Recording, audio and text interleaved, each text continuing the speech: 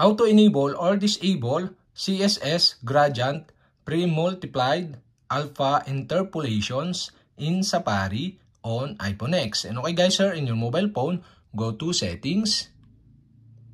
In Settings, scroll down and go to Safari. In Safari, scroll down again, and below you can see the Advanced. Okay, go to Advanced. In Advanced, you can see here the experimental features. Okay, go to this. In experimental features, scroll down and you can see here the CSS gradient pre-multiplied alpha interpolation. And the CSS gradient pre-multiplied alpha interpolation is disabled.